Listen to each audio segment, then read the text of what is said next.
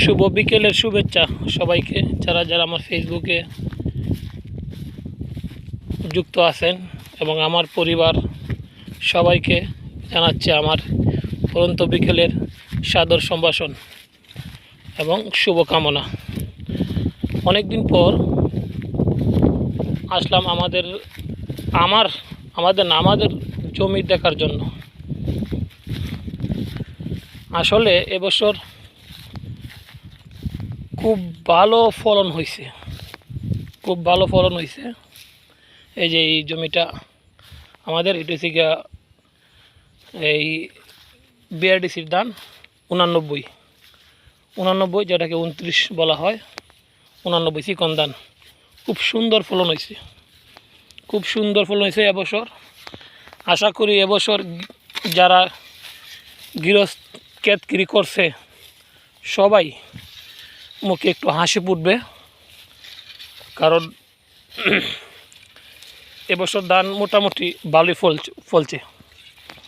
ফলছে এবং একটাই হাহাকার, নদীতে পানি না থাকার কারণে জমিগুলা কাটতে গিয়ে অনেক রেট চাচ্ছে দাওয়ালরা।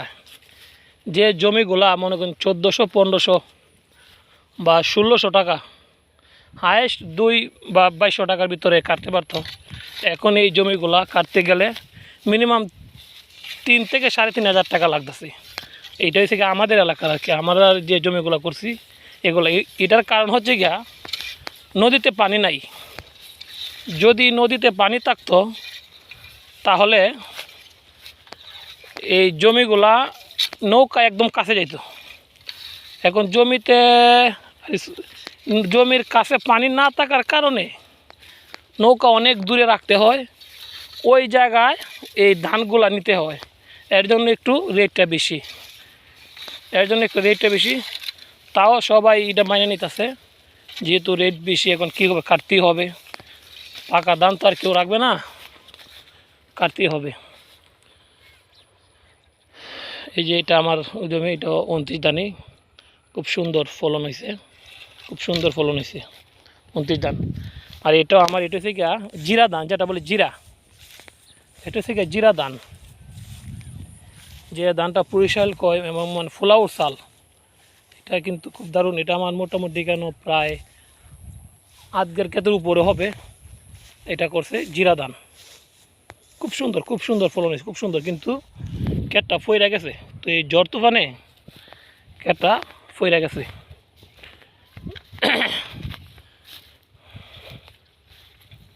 এটা 29 ধান, এটা 29।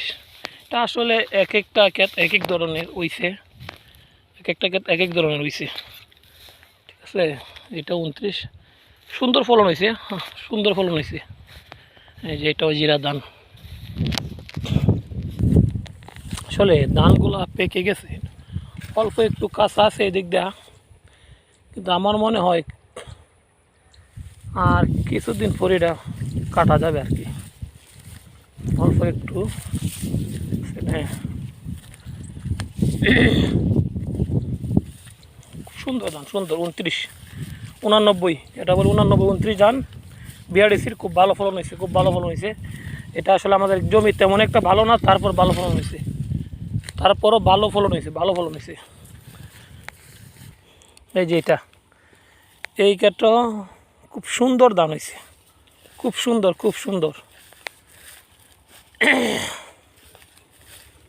সুন্দর ধান হয়েছে। এখন ক্ষেতটা কাটতে পারলেই হয়। খুব সুন্দর ধান হয়েছে। যদি ভগবানের কৃপায় ঝড় বৃষ্টি আসার আগে কাটতে পারি, তাহলে এটি আমাদের এই কী বলে কুরাক, যে ধানগুলো আমরা সিদ্ধ দিয়ে ভাত করি আর কি, এই ক্ষেতটাই সুন্দর ধান হয়েছে। এখন বাকিটা দেখা যাক, ভগবানের ইচ্ছা কতটুক ভগবান রাখছে। তো যাই হোক, এই পর্যায়ে আজকের মতন ভিডিও এখানে শেষ করলাম। সবাই ভালো থাকবেন, সুস্থ থাকবেন, এই বলে আজকের জন্য বিদায় নিচ্ছি। সবাই ভালো থাকবেন।